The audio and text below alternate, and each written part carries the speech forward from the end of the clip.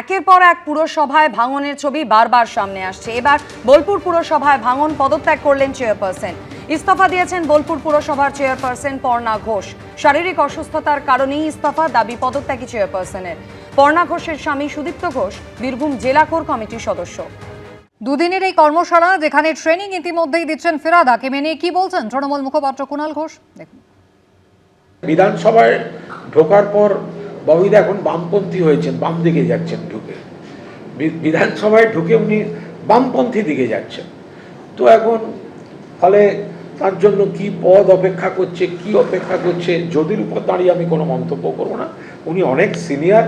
তৃণমূলের তরফ থেকে মমতা বন্দ্যোপাধ্যায়ের স্নেহ, ভালোবাসা, আস্থায় বিভিন্ন ধরনের পদ, সম্মান, প্রতিষ্ঠায় তিনি ছিলেন।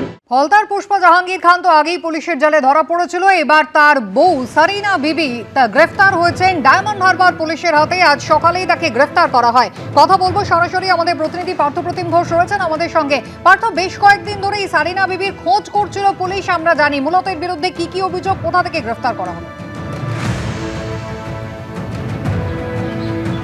দেখো, যেমনটা তোমায় বলবো যে আজকে পুলিশ সূত্রে খবর পায় যে জাহাঙ্গীর খানের স্ত্রী সে হচ্ছে পালিয়ে যাচ্ছে। কোন জায়গা দিয়ে পালাচ্ছে জানতে পারে, একটা গাড়ি ভাড়া নিয়েছে। গাড়ি ভাড়া নিয়ে আমতলা হয়ে একেবারে জুলপিয়া যে রোড, সেই জুলপিয়া রোড দিয়ে সে পালিয়ে যাচ্ছে। গত মঙ্গলবার থেকে জাহাঙ্গীর খানের স্ত্রী সারিকা বিবির খোঁজ করছিল হচ্ছে ফলতা থানা পুলিশ।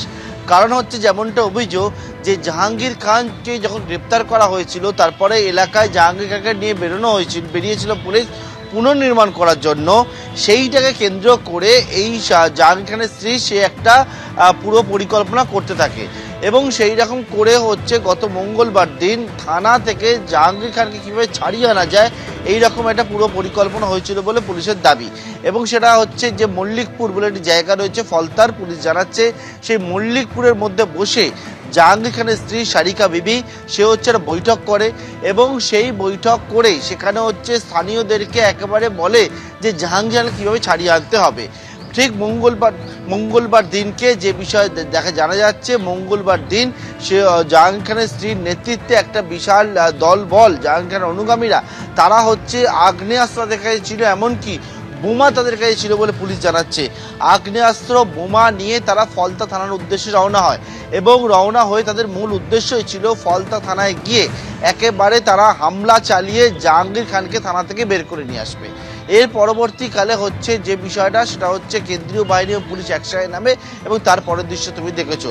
ঘটনার পর থেকেই জাহাঙ্গীর খানের স্ত্রী সে পলাতক ছিল। ইতিমধ্যে পুলিশ জানাচ্ছে আজকে সকালবেলা একটি গাড়িতে করে পালাবার সময় জাহাঙ্গীর খানের স্ত্রীকে গ্রেপ্তার করা হয়েছে এবং তারই সঙ্গে এই যে ফলতায় যেই থানা হামলা চালানোর চেষ্টার যে ঘটনা, সেই ঘটনা এখনো পর্যন্ত মোট 27 জনকে গ্রেপ্তার করা হয়েছে বলে পুলিশের তরফ থেকে বলা হচ্ছে। একেবারে পার্থ, তুমি আমাদের সঙ্গে থাকো। এবিপি আনন্দ, এগিয়ে থাকে, এগিয়ে রাখে।